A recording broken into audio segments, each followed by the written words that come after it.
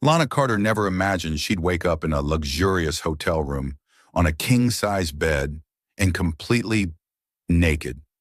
But this morning, as New York sunlight filtered through sheer white curtains and stabbed into her eyes like an accusation, Lana realized she was in a situation even a creative copywriter like herself couldn't have made up. Her head pounded like a jackhammer. Her mouth was dry as if she'd swallowed an entire desert. She opened her eyes, trying to piece together fragments of the previous night, but her mind was blank like a Word document waiting for the first keystroke. "Where am I?" she mumbled, her voice raspy. Then she felt it steady breathing beside her. Her heart thudded in panic. She turned her head slowly, as if any sudden movement might shatter the universe. The man lying next to her looked like he'd been carved by gods. Tousled black hair, thick brows, a high-bridged nose, and thin lips pressed together in sleep. He was shirtless, his firm chest rising and falling, one long arm draped over the blanket as if staking a claim. Lana swallowed hard, then freaked out she had nothing on beneath the thin sheet covering her. She clutched it tighter, her eyes catching faint marks on her neck reflected in the mirror across the room. "Oh God, did I just sleep with a Greek god?" She tried to remember. Last night was a farewell party for co-workers at the small ad agency she just quit. She remembered the third no, fifth martini, the dancing, the sound of Mia's laugh, her best friend close by, and then a man had appeared. Deep blue eyes, a tailored black suit, a voice smooth and deep like straight whiskey. "You dance beautifully," he'd said, his smile both dangerous and magnetic. Lana, tipsy and fearless, had giggled and replied, "You haven't seen me salsa yet, brace yourself." She'd grabbed his hand, pulled him to the dance floor, felt the heat of his palm in hers. Everything after that blurred like a film reel with missing scenes. She vaguely remembered a kiss, hot, intense, as if they were trying to say something through each touch. She remembered giggling when he whispered in her ear, his voice husky with desire, being lifted strong yet gentle, and a fiery connection she couldn't describe. Then darkness. She didn't know how far they'd gone, but waking up naked and seeing the marks on her skin was enough to send her spiraling. "Lana Carter, what the hell did you do?" she whispered, her face flushed. She glanced at the man. He was still asleep, his face relaxed, lips curved slightly as if dreaming something pleasant. She swore she would never see him again.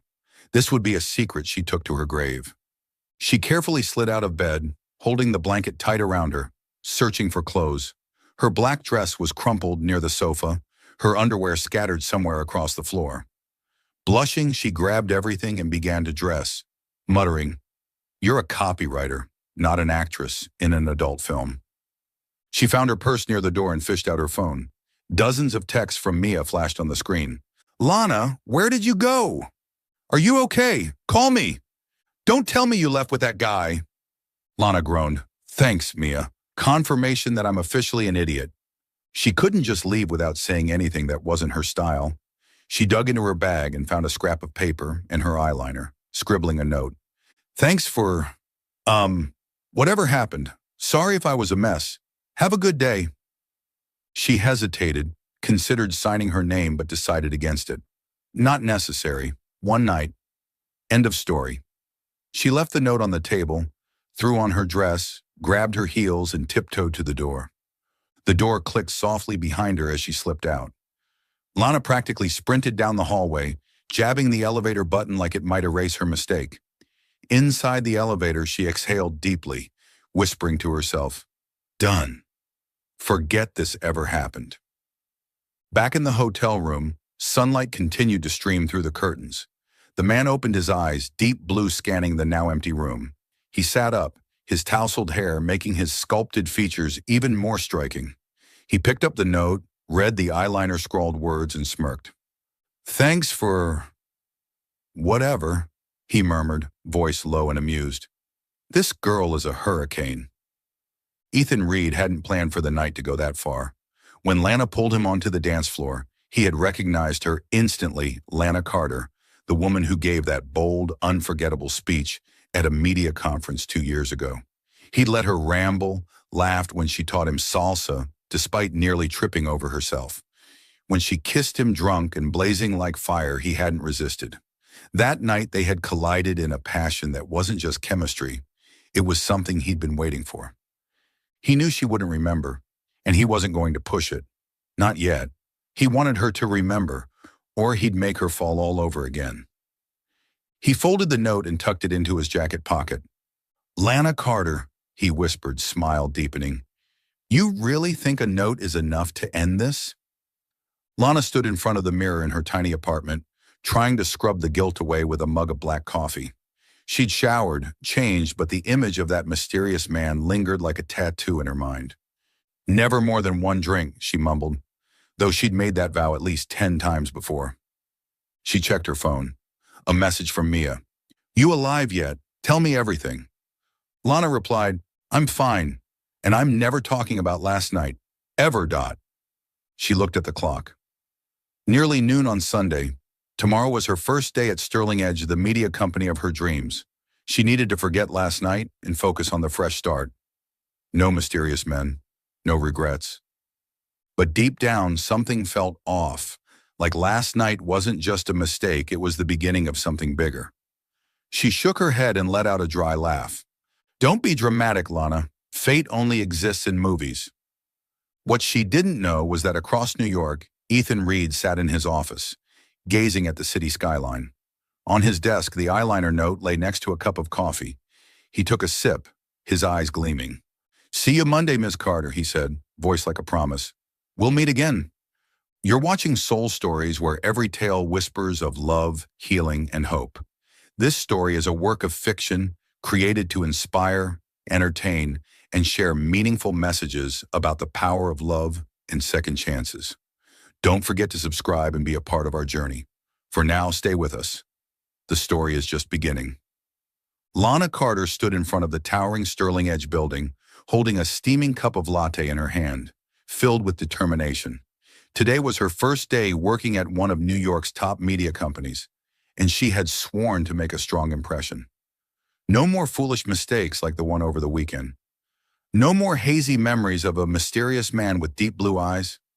Today she was Lana Carter Sharp, confident and completely in control.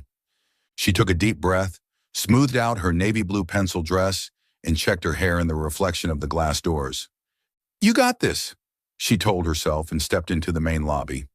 The office buzzed with energy keyboard clacks, the faint aroma of coffee, and the lively chatter of new colleagues. Lana's heart pounded not from anxiety, but from excitement. This was her fresh start, a chance to forget a 4-year relationship that had ended in heartbreak and the wild Saturday night that followed. She was led to the creative department, a colorful, open space where copywriters and designers worked side by side. Her new teammate, Sarah, a platinum blonde with a pixie cut, greeted her with a bright smile. "Lana, welcome to the team. Things are a bit intense today. New CEO announcement at 10 a.m. You ready?" "New CEO." Lana raised a brow as she set her bag down at her assigned desk. "I thought the company was doing fine." Sarah shrugged and sipped her coffee.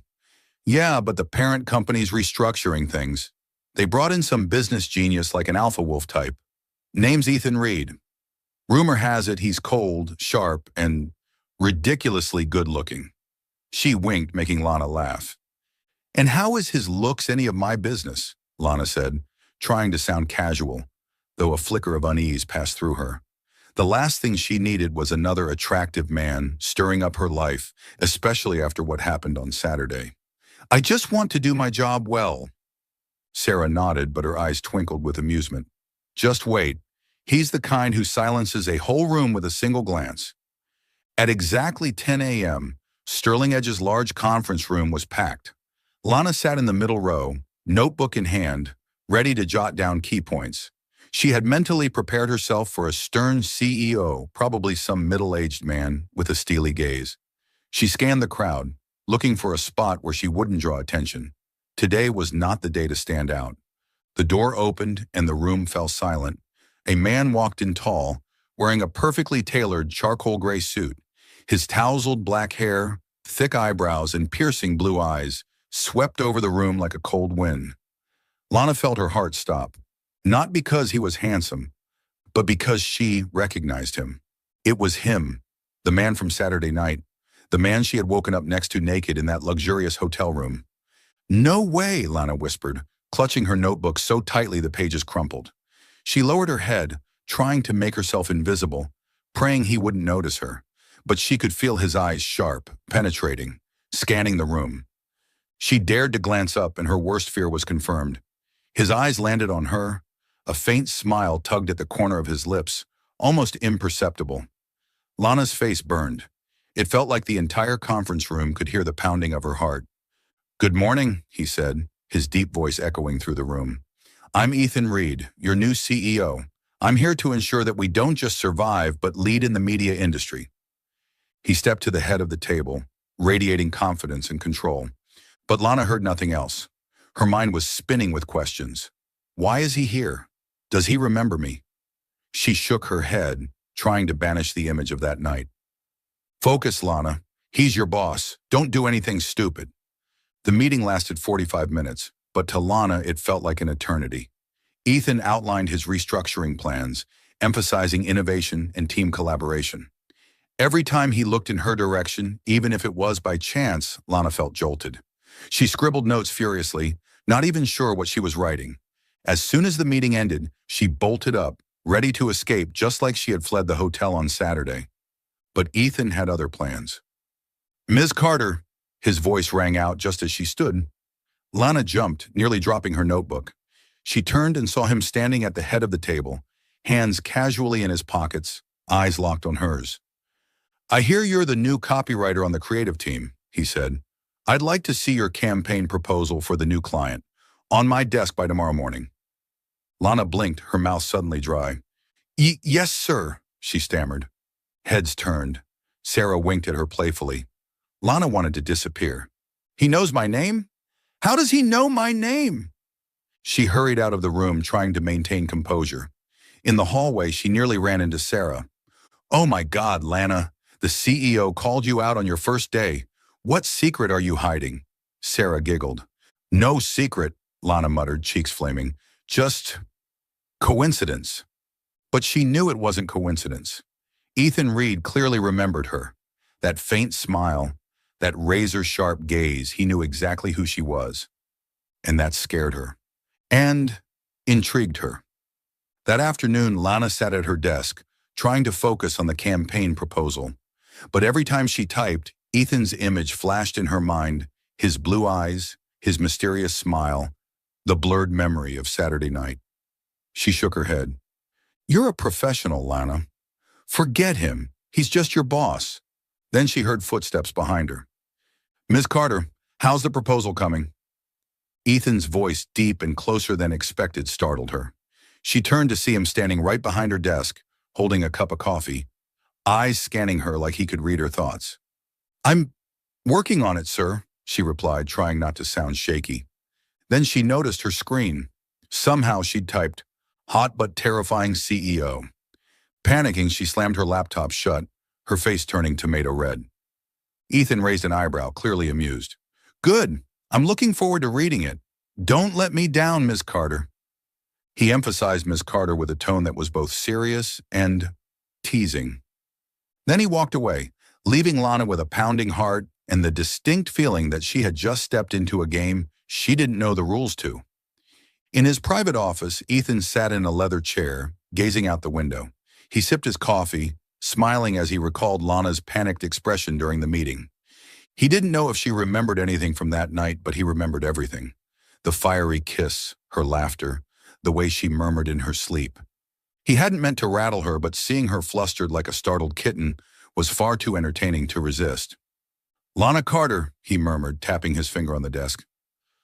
Lana Carter had survived her first day at Sterling Edge, but she wasn't sure she'd survive the rest of the week.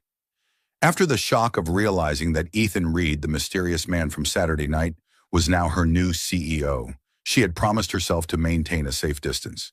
She would work hard, avoid his piercing blue eyes, and under no circumstances allow herself to fall into another awkward situation. But Ethan, with his stone-cold face and dangerously faint smile, seemed to have other plans. By Tuesday afternoon, Lana was glued to her desk, trying to perfect the campaign proposal Ethan had requested. She had stayed up all night tweaking every sentence, making sure each idea was sharp and original. "You're a professional, Lana," she told herself as she typed furiously.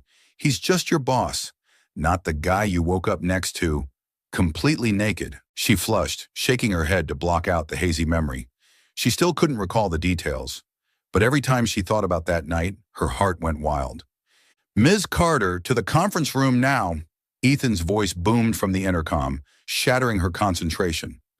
Lana jumped, nearly spilling her coffee. Around her, co-workers glanced over with curious expressions.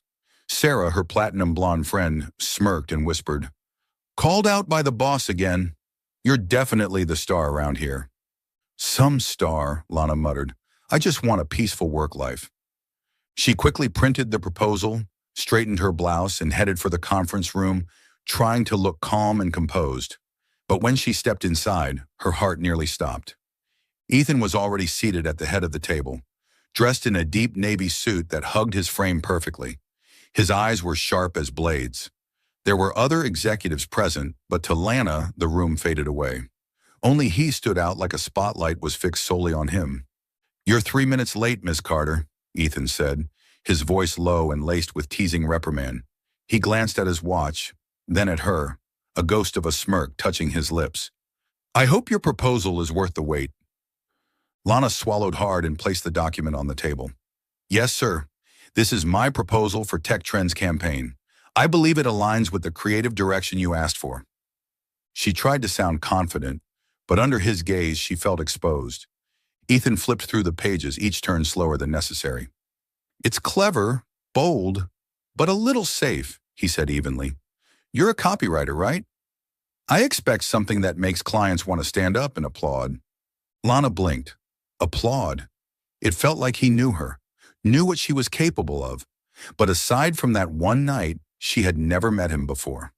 What do you mean by that?" she asked, baffled.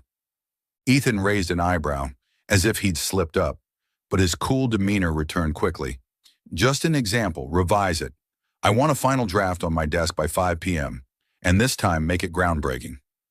He emphasized the word groundbreaking with a tone that was both serious and slightly mocking, leaving Lana unsure whether to be offended or terrified. She nodded, hiding her frustration. "Understood, sir." As she exited the conference room, she muttered under her breath, "Groundbreaking? What does he want? Buy this product or the earth will explode." That afternoon, Ethan continued to ambush Lana in ways she never saw coming. He dumped a pile of surprise tasks on her, revising the presentation slides for the board meeting, drafting the internal announcement email, and fetching his latte macchiato from the cafe across the street. "No sugar, no milk, and make sure it's hot," he instructed, eyes gleaming like he was issuing a challenge. Lana gritted her teeth but did it anyway. She wasn't about to be labeled the unprofessional newbie. She returned with the coffee, placing it on his desk with the most neutral expression she could manage. "Here's your coffee, sir." Ethan took a sip and raised an eyebrow. "Not bad, but next time, ask them to stir it gently. The flavors didn't blend quite right." He looked at her with that faint smirk again, like he knew exactly how close she was to snapping. "I'll make a note of that," Lana replied with a sugary, sweet tone. Inside, she was seething. Stir gently. What am I, your personal barista? But what drove Lana truly crazy were the moments when Ethan showed up just in time to rescue her. Like when she tripped over a power cord in the conference room, he caught her before she hit the ground. His grip was firm, protective, and entirely too familiar. "Careful, Ms. Carter. I'd hate to lose a new hire to a broken leg," he said, voice cool, but his eyes unexpectedly warm. Or the time she got stuck in the elevator with a notoriously cranky coworker, and Ethan happened to walk by, manually opening the doors and peering inside like he had been summoned. "Miss Carter, do you have a habit of getting trapped in small spaces?" he asked, voice dry and amused. Lana had to resist the urge to shout, "No, I'm just trying to escape from you." The breaking point came at the end of the day, when Lana returned with the revised campaign proposal. She stood in front of Ethan's office, took a deep breath, and knocked. "Come in," his voice called out low, firm, and unmistakably authoritative. She stepped inside. He was seated behind his desk, the light from the window highlighting his chiseled features. She placed the updated proposal on his desk, striving to maintain her professionalism. "I've made the changes you requested," she said. "I added a more playful angle and emphasized social media engagement. I hope it meets your expectations." Ethan flipped through the document again, same infuriating pace, before finally looking up. His eyes locked with hers. "Better," he said. "But you know what, Ms. Carter? I think you can do even more. You've got fire in you." Lana froze. "Sir, I really don't understand what you're talking about anymore," she replied, her voice slightly shaky. Ethan tilted his head, that half-smile returning, like he was weighing whether to tell her the truth. "Final version due by Friday. Don't let me down." He stood and left the room, leaving Lana behind with a head full of questions. Back at her desk, Sarah was already waiting, eyes full of curiosity. "So, did he like your proposal?" Lana collapsed into her chair with a groan. "Like it? He just handed me another tight deadline. I swear, Sarah, it's like he's playing some weird game with me." Sarah giggled. "Oh, come on, I bet he likes you. No one calls out a new employee by name that many times unless they have a reason." Lana's cheeks flushed. "No way. He's just an evil boss with too much time on his hands." But when she glanced out the window and saw Ethan walking by, chatting with another director, she couldn't deny the flutter in her chest. He was cold, sarcastic, but somehow, every time he showed up just in time, she felt strangely safe. In his private office, Ethan sat down and opened the drawer where he kept the eyeliner-scrawled note from Saturday night. He smiled, remembering the fiery kiss, her laughter, and the way she mumbled in her sleep. She didn't remember a thing, but he remembered every second. Watching her stumble through meetings, flustered and confused, only made him more tempted to pull her deeper into the game. "Lana Carter," he murmured, tapping his fingers against the desk. "You'll realize soon enough, running away isn't as easy as you think." Lana Carter entered her second week at Sterling Edge with one goal: survive Ethan Reed's maddening games. After a week of brutal deadlines, surgically specific coffee orders, and cryptic jabs about the Chicago conference, Lana made a decision. She would stop running. What happened on Saturday night had happened. Running from it wouldn't fix anything. And more importantly, Ethan hadn't mentioned that night at all. If he wasn't going to bring it up, neither would she. But that didn't mean she'd keep playing defense. She was a smart, sharp copywriter, and if Ethan wanted to play cat and mouse, he was about to learn the mouse bites back. Monday morning, the Sterling Edge office buzzed with even more energy than usual. The creative team was scrambling to prepare a major campaign for TechTrend, and Lana had been assigned to write the script for the advertising video. She sat at her desk, headphones in, fingers flying over the keyboard. But she couldn't ignore one glaring detail. Ethan Reed, her ice-cold CEO, had temporarily moved his workspace out into the open floor right across from her. Lana stole a glance at him over her laptop. He sat there in a deep navy suit, eyes locked on his screen, occasionally glancing up right at her. Every time his piercing blue gaze met hers, Lana's heart did a backflip. "Focus, Lana," she muttered to herself, resisting the urge to throw something at him. Then his voice sliced through the open space, low, steady, and maddeningly calm. "Ms. Carter, does your script highlight the product's AI feature?" She nearly dropped her coffee. "Yes, sir," she replied, trying to keep her voice neutral. "I emphasize the personalized AI capabilities as the client requested." Ethan raised an eyebrow and finally looked up, locking eyes with her. "Good, but do you think personalized is really enough to make clients stand up and applaud? Or is it just another overused buzzword?" That familiar smirk returned taunting and sharp. Lana clenched her jaw, her cheeks flushing. "I don't think personalized is meaningless when it's done right, sir," she answered sweetly, her tone layered with subtle venom. "For example, I could craft a script that makes customers feel like the product was made just for them, instead of tossing around buzzwords like some people." The office went silent for a moment. Sarah, seated beside her, nearly choked on her coffee and had to stifle a laugh. Ethan's eyebrow arched higher, but instead of getting upset, he chuckled a deep, short laugh that made Lana's chest tighten. "Well done, Ms. Carter," he said. "I look forward to reading that script. On my desk by 3 p.m. Lana wanted to scream.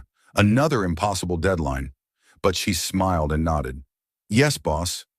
And in her mind, she was already plotting her counterattack. By noon, Lana had a plan.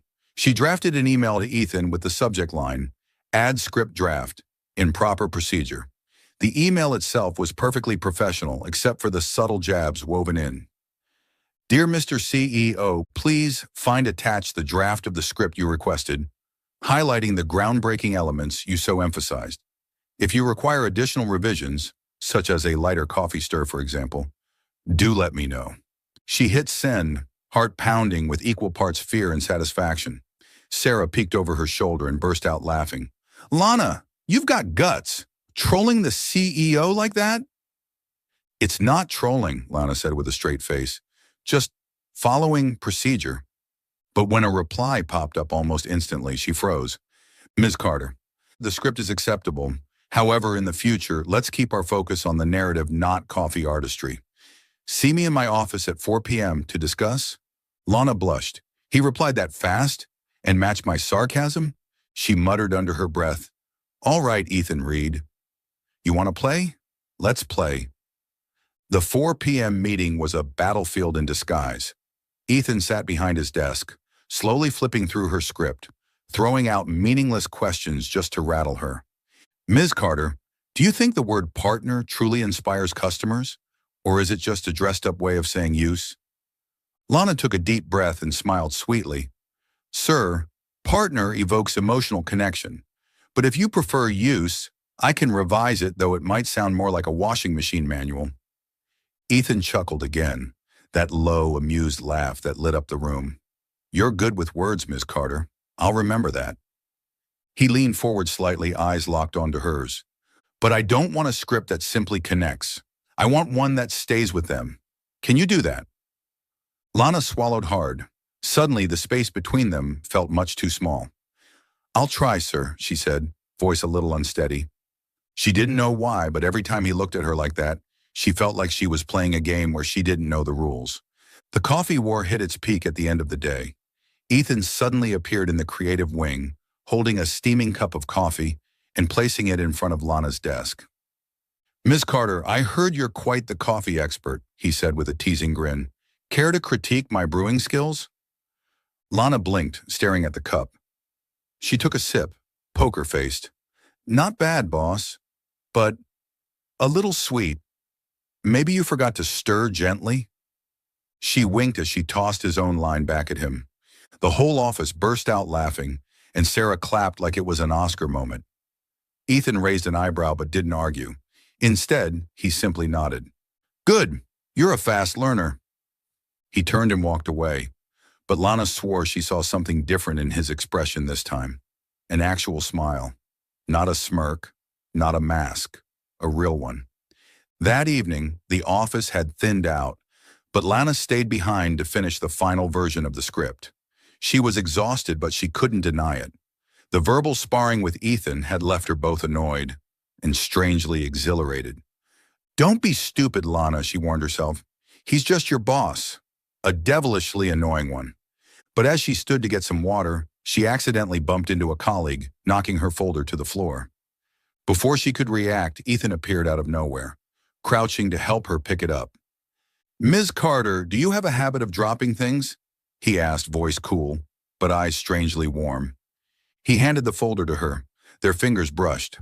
A jolt shot up her spine like static electricity. Thank you," she mumbled, cheeks flaming. Ethan simply nodded, but as he turned away, she heard him murmur softly like it was meant only for her. "Be careful, Lana. I'd hate to lose a good copywriter to clumsiness." Lana stood frozen, heart pounding. Did he just call me Lana? And that tone, was she imagining it, or had it actually been gentle? In his office, Ethan sat at his desk, looking out over the glowing city skyline. He opened the drawer and pulled out the note scribbled in eyeliner from Saturday night. A small smile curved his lips as he remembered Lana's flustered glare, her quick comebacks, the way she challenged him.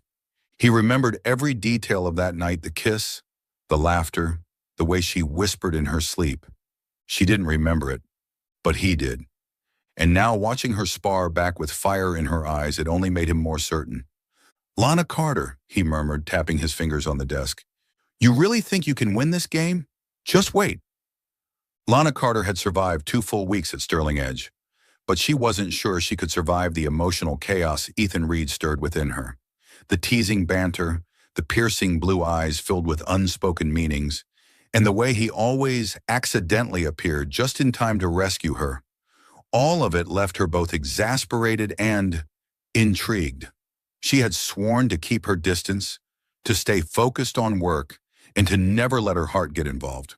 But on Friday night, as the rest of the office lights dimmed and the final footsteps faded, Lana realized that keeping that promise was harder than she thought. She had stayed behind to finish the Tech Trend ad script, one final deadline Ethan had handed her with his signature unforgiving tone. Her eyes burned as she stared at her laptop, hair in a messy high ponytail, loose strands brushing her cheeks. The open office was silent now, lit only by her desk lamp and the rhythmic tapping of her fingers. "If you weren't my boss, Ethan Reed," she muttered, "I'd send you a 3-page email about how insufferable you are." She didn't realize she had dozed off, head slumped on her arm, fingers resting on the keyboard until something warm draped over her shoulders. She stirred, blinking into the soft scent of men's cologne. Familiar, devastatingly familiar. A navy blue suit jacket, draped over her. She lifted her head slowly, heart thudding, and there he was. Ethan Reed, standing over her, watching her quietly, eyes calm and unreadable. "What are you doing here?" Lana stammered, pulling the jacket down self-consciously. She glanced around and realized the office was completely empty. "What time is it?" "Almost 9, Ethan replied, his voice lower than usual. The edges of it softened. He leaned casually against her desk, hands in his pockets, eyes catching the glow of the lamp. "Ms. Carter," he said, "do you always nap at your desk, or were you planning to convert the office into a bedroom?" Lana shot to her feet, nearly dropping his jacket. I was just resting my eyes. I'm finishing the script, like you asked."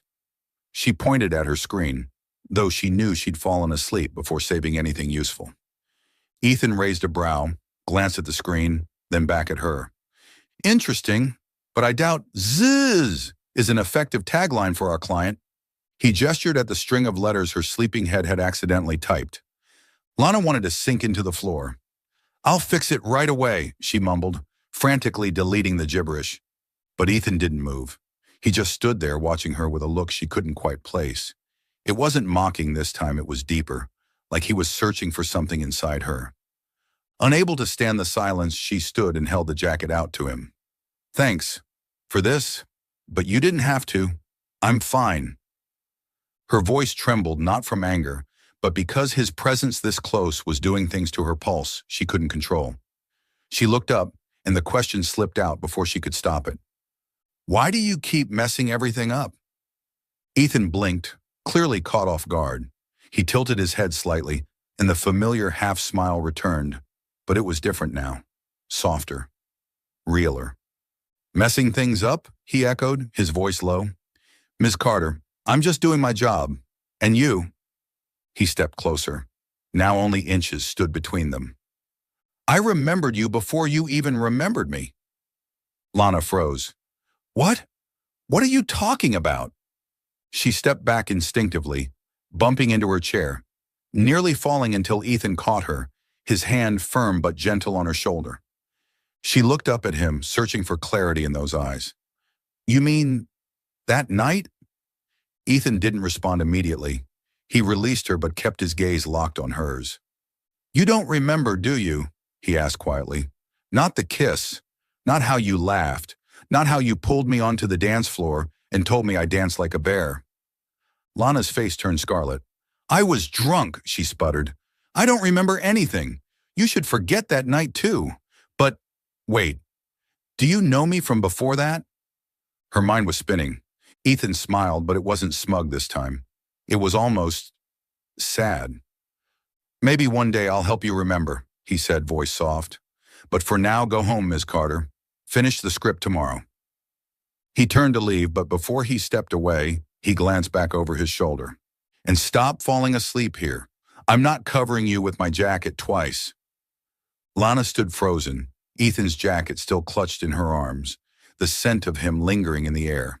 She wanted to yell after him, to demand answers, but he was already gone, leaving her alone with a racing heart and the sense that she'd just scratched the surface of a secret far deeper than that one reckless night.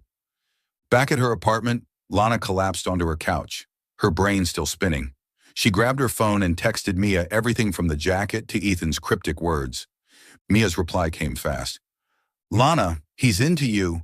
Nobody puts their jacket over a coworker just because she's working late. And wait, you met him before?" Lana sighed, staring at the ceiling. She dug through her memory. She couldn't recall ever meeting Ethan. No way, she thought. If I had, I'd remember. Wouldn't I? But Ethan's words, "I remembered you before you remembered me," echoed in her mind. It didn't feel like he was just talking about that night. It felt like something deeper, older, something she couldn't name. She thought about Mark, her ex, the betrayal, the heartbreak, the vows she made never to let anyone close again. But Ethan Reed, with his smirking lips and soulful eyes, was making her question everything. In his private office, Ethan sat by the window, the New York skyline glittering before him. He opened the drawer and pulled out the crumpled note scribbled in eyeliner, the one Lana left behind that night. He smiled faintly, remembering how she'd fallen asleep at her desk, her hair tangled, face tired, but still radiant. His chest tightened. Across the city, Lana lay curled on her sofa, Ethan's jacket draped over her like a second skin. She touched the fabric, breathing in the scent, her voice barely above a whisper. "Ethan Reed, who are you? And why can't I think straight around you?" She didn't know it yet, but at that exact moment her heart had cracked open, just enough to let in the man she once thought was nothing more than a one-night mistake. Lana Carter thought she had grown used to Ethan Reed's surprises. From discovering he was the mysterious man from that night, to their playful verbal battles and the way he draped his jacket over her shoulders on Friday, she believed she was mentally prepared for all of his so-called antics. But as her third week at Sterling Edge began, Lana realized one thing. Ethan Reed always found a new way to unnerve her, and this time, he was pulling her into an emotional storm she couldn't outrun. Monday morning, the office buzzed with anticipation for the big tech trend presentation. Lana had finished her ad script, and for once, she was proud, really proud. It wasn't just groundbreaking, like Ethan demanded. It had punch, charm, and heart. She stood in front of the mirror in the ladies' room, adjusting her high ponytail and smoothing her pale gray dress. "You've got this, Lana," she whispered to herself. "Today, Ethan Reed will have no choice but to admit your talent." But the moment she walked into the conference room, she nearly dropped her folder. Ethan was standing in the corner, chatting with the creative director. He wore a white shirt with the sleeves rolled up, revealing his toned forearms. His piercing blue eyes swept the room and landed on her, with that familiar faint smirk. Lana's face flushed. "Focus, Lana," she scolded herself, sitting down and doing her best to ignore the heat crawling up her neck. The presentation went smoothly. Lana delivered her pitch with confidence, emphasizing the emotional personalization and humor of the campaign. The clients nodded, some even laughing aloud at the test footage. When she wrapped up, the room burst into applause. "Lana, you killed it," Sarah whispered. "Look at Reed's face, he's actually smiling." Lana glanced toward Ethan. He was smiling. Applauding, yes, but his gaze was locked on her, not in amusement, but with a quiet pride that sent her heart racing. "Don't overthink it, Lana. He's just doing his job," she reminded herself. After the meeting, Ethan called her into his office. She entered cautiously, clutching her folder like a shield, bracing for a round of nitpicking. But he wasn't behind his desk. He stood near the window, sunlight casting sharp angles across his face. "Ms. Carter, your script was impressive," he said, voice low but sincere. "The clients approved it. Excellent work." Lana blinked. Thank you, sir," she replied, trying not to sound too surprised. She wasn't used to Ethan complimenting her so directly. "I was just following your direction." Ethan smiled and stepped closer. You did more than that. You reminded me of the first time I saw you at the media conference in Chicago, 2 years ago." Her breath caught. She tried to recall that event, but she still couldn't remember ever meeting him. You keep bringing that up, she said, voice trembling slightly. Did we really meet? I, I don't remember. Ethan tilted his head, his gaze deep and unwavering. You don't remember, he said slowly, but I do. You were on stage, presenting that bold campaign idea about emotional storytelling in advertising. You said a good ad doesn't just sell, it tells a story. He paused. The whole room applauded, and I couldn't take my eyes off you. Lana's chest tightened. She tried to picture it standing on that stage, somewhere in the crowd, Ethan watching her. Why didn't you say anything, she asked, her voice barely above a whisper.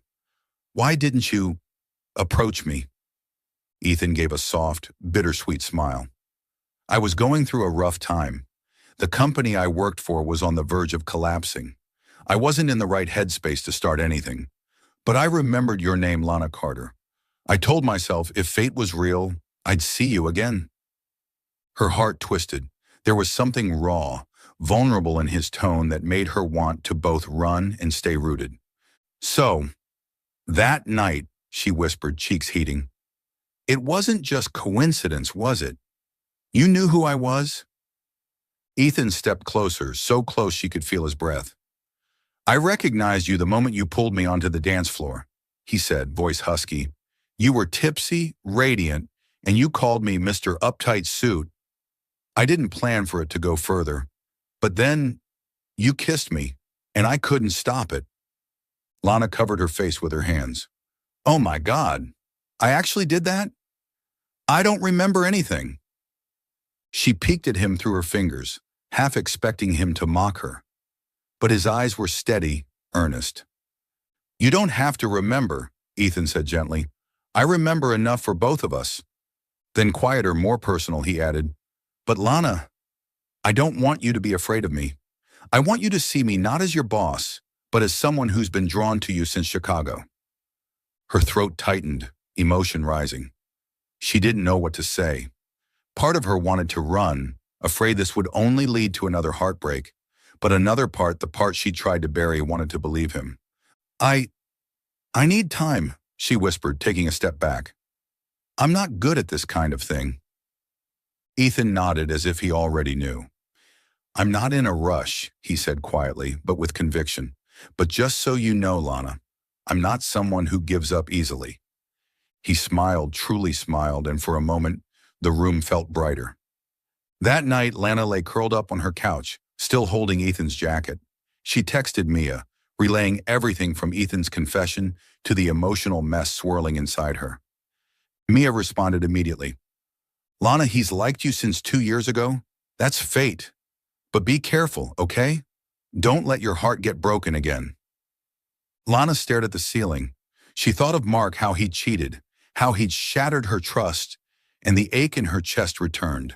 She was scared to open up, scared Ethan might turn out to be just another dream destined to fade. But then she remembered the look in Ethan's eyes, the way he said her name, the sincerity in his voice, and she couldn't lie to herself anymore. Her heart was already beginning to waver. In his office, Ethan sat by the window, the New York skyline glowing behind him. He smiled faintly, remembering Lana on that stage in Chicago, radiant, fierce, unforgettable. When he'd seen her again at that bar, drunk and laughing, pulling him into her orbit once more, he knew fate had given him a second chance. Lana Carter, he murmured, tapping his fingers on the desk. You might be scared, but I'll wait until you're ready. Still following the story? If this story found you outside of Soul Stories, we invite you home to where every touching tale begins with truth, hope, and heart. Lana Carter thought that after 3 weeks at Sterling Edge, she had grown used to Ethan Reed's surprises, from the shock of realizing he was the man from that fateful night, to their flirtatious banter and the way he had gently draped his jacket over her.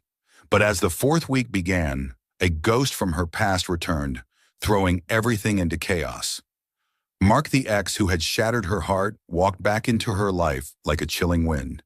And the distant look in Ethan's eyes afterward made her heart ache more than she was ready to admit.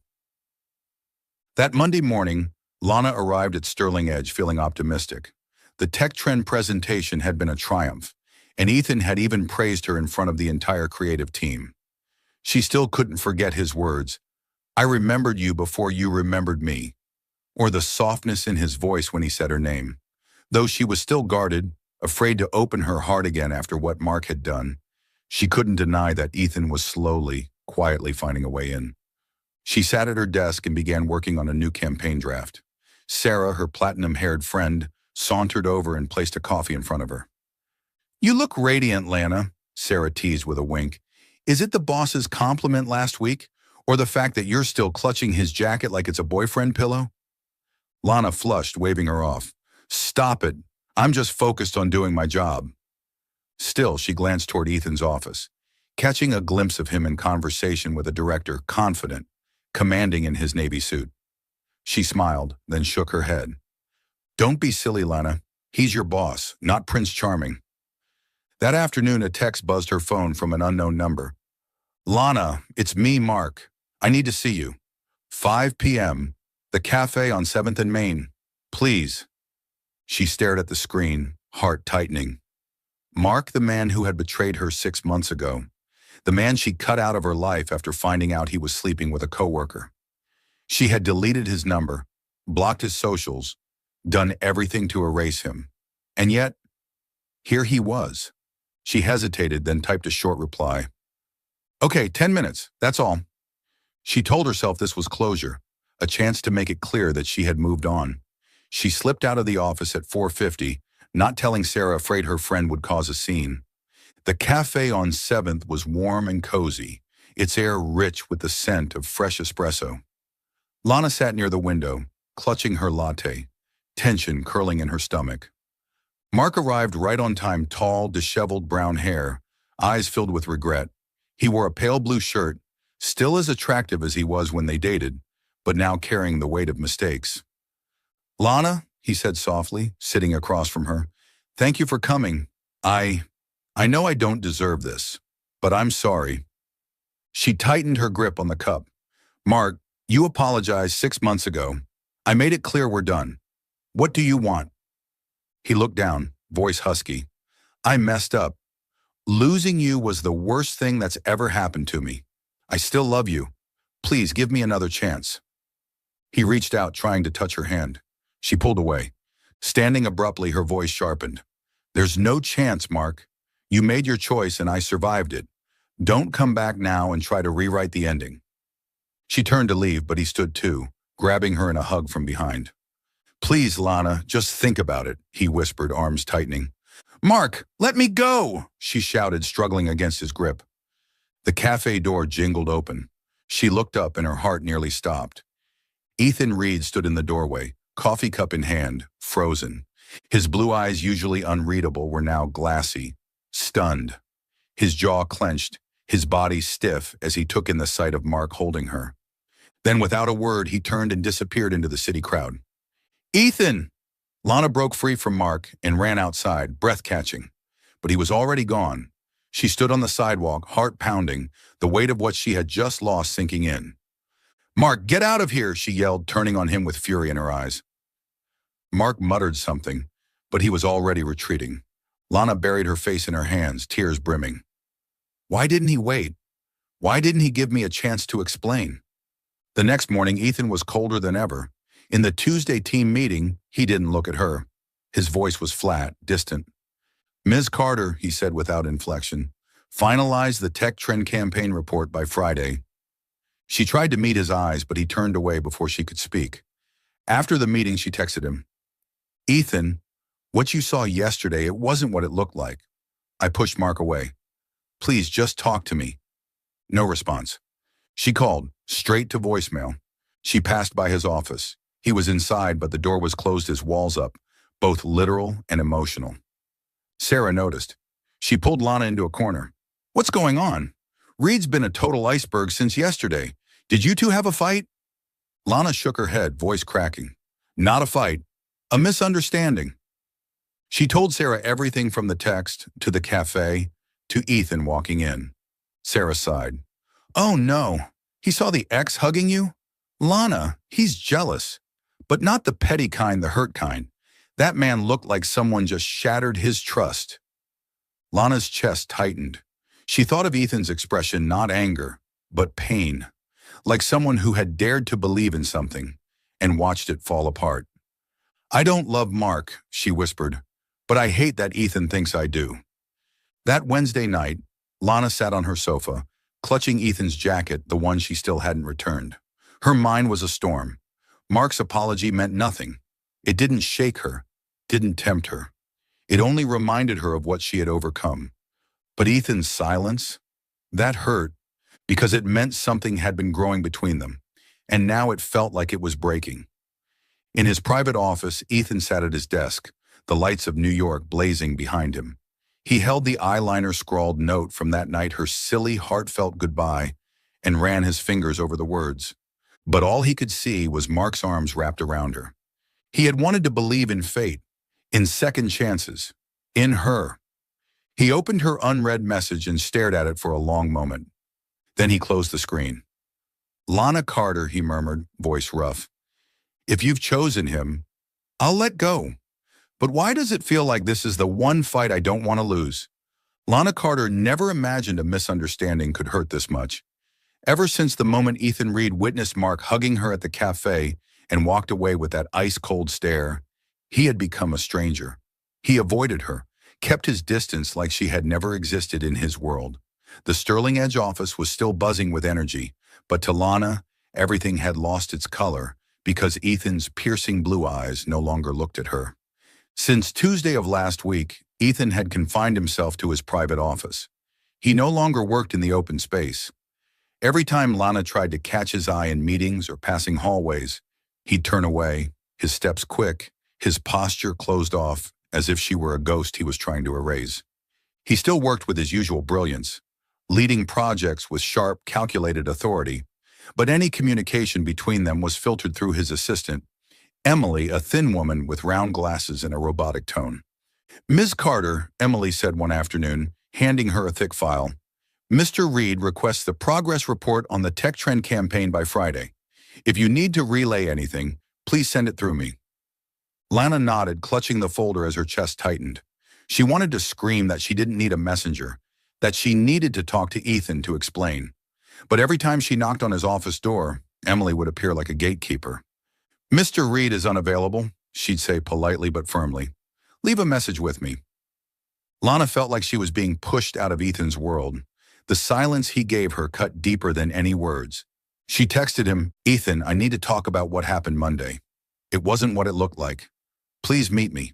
The message was marked Reed. No reply. She called. Voicemail. She sent work emails hoping he'd respond directly, but each time she received a curt reply via Emily. "Received. Proceed with the task." Each cold word felt like a blade. And that's when Lana realized this wasn't just about a misunderstanding. She cared about him more than she wanted to admit, and if she didn't do something, he might close himself off for good. She wasn't going to let that happen. The night of reckoning. More than a week had passed. On Wednesday night, Lana stayed late at the office, determined to wait for Ethan. She knew he usually left long after the others. She sat at her desk, glancing at the clock every few minutes, heart pounding. Colleagues trickled out. Sarah gave her a knowing smile and a squeeze on the shoulder. "Good luck, Lana. Don't let him run this time." The office quieted. Only the soft hum of the AC and the dull glow of desk lamps remained. 7 p.m. passed. Then 8. Still no Ethan. Maybe he left through the back entrance to avoid me, she thought bitterly. But she didn't move. She sat on the lounge sofa near his office, eyes fixed on his door. "You can't avoid me forever, Ethan Reed," she murmured. Finally, at 8:15 p.m., the door opened. Ethan stepped out, his gray suit slightly wrinkled, his dark hair tousled, eyes shadowed with exhaustion, but still maddeningly sharp. He froze when he saw her. Surprise flickered across his face, then vanished behind that familiar mask. "Ms. Carter," he said, voice cool. "It's late. If you need something, talk to my assistant." Lana stood up, blocking his path. She clutched her coat with trembling hands. "No, Ethan," she said, voice shaking but firm. "I'm not going through your assistant. I need to talk to you. Now." He raised a brow and tried to walk past. "I'm not interested in your personal life," he said icily. If it's not work-related, go home. His words sliced through her, but she didn't back down. She chased after him, grabbing his wrist. Ethan, listen to me, she cried, eyes glistening. Mark means nothing to me. He hugged me, but I pushed him away. I didn't go back to him, and I can't stand that you're shutting me out like this. Ethan stopped. He turned slowly, expression unreadable. Lana took a breath, her voice breaking. I'm hurt, Ethan. Not because of Mark, because of you. Because of the way you look at me now. Like I'm nobody. I have feelings for you. I've fallen for you, even though I was terrified to admit it. The world seemed to still. Ethan stared at her, stunned. His eyes softened, melting from ice to something warm, vulnerable. Then, without warning, he pulled her into his arms. His lips crashed onto hers, desperate, aching, real. His kiss poured every ounce of pain and longing he'd held back. Lana kissed him back, her arms wrapping around his neck, her heart racing. Time vanished. The dim hallway dissolved. There was only the heat between them, the connection they could no longer deny. When they broke apart, both breathless, Ethan cupped her cheek, his voice hoarse. Lana, do you know how much it tore me apart to see you with him? I thought I lost you. I thought fate had been a lie. Tears streamed down her cheeks. I didn't go back to him. I was there for closure. I'm here for you, Ethan. It broke me when you shut me out. He chuckled softly for the first time in days. His usual teasing glint returned. You feel pain too, Lana Carter? He murmured. I thought I was the only one going crazy thinking you went back to that guy. Thank you for not running. She blushed and punched his chest lightly. Don't tease me. I've been dying inside all week because of you. Then she added quietly, and when did you see me run away? Ethan laughed, pulling her closer. Saturday night, he whispered. You were drunk. You dragged me onto the dance floor, kissed me, and then bolted like a frightened kitten. Lana groaned, covering her face with one hand. Ugh, I don't remember any of that. Why do you keep bringing it up? She peeked at him through her fingers, mock scowling. He leaned down, pressing a gentle kiss to her forehead. Because that was the night I knew. I couldn't lose you, he said quietly. Lana, I'm sorry I avoided you. I just didn't know how to face what I was feeling. She hugged him tightly, resting her head on his chest. Don't shut me out again, she whispered. Let's face the misunderstandings together. Ethan nodded, wrapping his arms around her. Deal, but only if you promise not to drag me onto the dance floor again. You know I'm a terrible dancer. Lana laughed through her tears, warmth blossoming in her chest. The path ahead was still uncertain, but in this moment, surrounded by silence, by breathless kisses, by the glow in Ethan's eyes, she believed they could survive anything. Together. You're watching Soul Stories exclusive to our channel. If you're still with us, drop a comment we read and cherish them all. Subscribe to support more heartfelt, original stories. Thanks for being part of the Soul Stories family. Lana Carter never imagined that one fateful night would lead her to this moment standing beside Ethan Reed, her heart racing under the gaze of his piercing blue eyes and a glittering ring waiting for her answer. After the painful misunderstanding with Mark and the cold silence that followed from Ethan, they had found their way back to each other in a passionate kiss on that Wednesday night at Sterling Edge. But Lana hadn't expected that just a month later, Ethan would sweep her into a new whirlwind, one filled with a proposal and a wedding she'd never forget. The year-end party, a defining moment. December arrived, bringing with it the festive energy of the Sterling Edge year-end celebration. The office was adorned with sparkling lights, a towering Christmas tree, and soft jazz music floating through the ballroom. Lana wore a deep wine-red gown that hugged her curves, her hair cascading in gentle waves. She stood beside Sarah, champagne flute in hand, her eyes lighting up as they fell on Ethan, dressed in a sleek black tuxedo, tall, commanding, speaking with the board members. Since that Wednesday kiss, he no longer called her Miss Carter. Now it was simply Lana, spoken with a warm, low voice that made her blush every time. Sarah nudged her and whispered, Girl, you and Mr. Reed are burning. Look at him, he's practically devouring you with his eyes. Lana giggled, elbowing her. Stop it, he's just, being nice. But she couldn't deny how much Ethan had changed. He still teased her about the infamous Saturday night when she drunkenly called him my tuxedo guy. But now his gaze was filled with something softer love.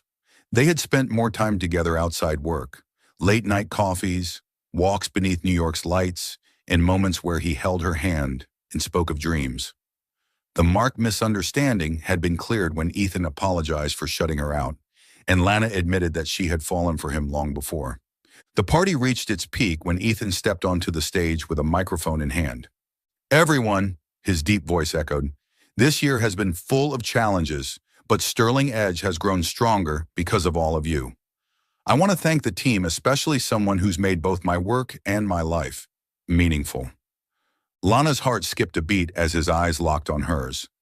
Sarah gasped beside her. "Lana," she squealed, "he's talking about you." Blushing, Lana gripped her glass tighter, trying not to tremble. Then Ethan stepped off the stage, walking straight toward her. The crowd parted. The spotlight followed him, and suddenly Lana felt as if the entire world was watching. He stopped in front of her, eyes unwavering. "Lana Carter," he said gently but firmly, "I met you 2 years ago in Chicago, and you made me believe in fate. I met you again on a crazy Saturday night, and from that moment, I knew I couldn't lose you again." He dropped to one knee. Gasps filled the room. From his pocket, he pulled out a small velvet box and opened it to reveal a sparkling sapphire ring. "I once lost you because of a misunderstanding. If I don't keep you forever now, I'm not worthy of that fateful night. Lana, will you marry me?" The room fell silent and then erupted into cheers. Lana stood frozen, her hand over her mouth as tears spilled down her cheeks. She looked at Ethan, the man who was once her distant, sarcastic boss, the one who teased her about coffee, kissed her in an office hallway, and held her through the storm, and her heart overflowed. "Yes," she whispered, voice trembling. "I will, Ethan." He slid the ring onto her finger, rose to his feet, and pulled her into a kiss that silenced the noise, melting the world away. Lana kissed him back, arms wrapped tightly around his neck, feeling his warmth and heartbeat against hers. Sarah screamed, "I knew it!" as colleagues clapped and raised their glasses. Ethan broke the kiss and whispered into her ear, "You're still a whirlwind, Lana Carter, but now you're mine." Blushing, she lightly punched his chest. "Don't tease me in front of the whole company." She glanced at the ring. The sapphire gleamed just like his eyes, and in that moment, she knew this was only the beginning. A sweet wedding. 3 months later, on a radiant spring day in New York, Lana and Ethan were married in an outdoor garden ceremony beneath blooming cherry blossoms. Lana walked down an aisle of rose petals, dressed in a pure white gown, a bouquet of orchids in hand. Ethan waited at the end, sharp in his black tux, his blue eyes filled with wonder. As she reached him, he took her hand and whispered, "You're more beautiful than any dream I've ever had." The wedding was intimate and heartfelt, with only close friends and family. Sarah, as maid of honor, teased her nonstop about the drunk girl who conquered a CEO. Mia, Lana's best friend, flew in from Chicago, hugging her and whispering, "I always knew you'd find your destiny." Their colleagues filled the seats, clapping and smiling as Ethan and Lana exchanged vows. "Lana," Ethan said, voice low, holding her hand tightly, "I used to think fate was just a story. But after that Saturday night, I knew you were my world. I promised to love you, protect you, and annoy you for the rest of my life." Lana laughed through tears. "Ethan," she said softly, "I used to be afraid to love again. But you made me believe in fate. I promised to stand by you even when you teased me about that night for the 100th time." She winked, making him burst out laughing. They exchanged rings. Their kiss was sweet, intense, like sealing a story written in the stars. The guests erupted in applause as confetti floated through the air. "Congratulations, Mrs. Reed," Sarah shouted. Lana flushed and leaned into Ethan's shoulder, his arms pulling her close. A perfect ending. After the wedding, they spent their honeymoon in Paris, walking beneath the Eiffel Tower and laughing about their earliest days at Sterling Edge. Back in New York, they returned to work still in the same company, but now as a couple. Lana remained the sharp, witty copywriter, and Ethan, the charming CEO who now took every opportunity to make her blush in meetings. One night, cuddled together on the penthouse couch, their home now, Lana reached for a small note. "You still kept this?" she asked with a laugh, pointing to the eyeliner-written message from that Saturday night. Ethan kissed her forehead. "Of course," he murmured. "It's proof of our destiny. And Mrs. Reed," he added with a smirk, "you still owe me a salsa." Lana groaned, smacking his chest. "Fine, Mr. Reed, but this time, you better dance properly." They turned up the music, dancing barefoot in the living room, laughter echoing into the night. From one mistaken night, they had found each other. They had weathered confusion, heartbreak, and miscommunication, and built something real. As Ethan once said, fate wasn't a joke. It was their story, and they would keep writing it together forever.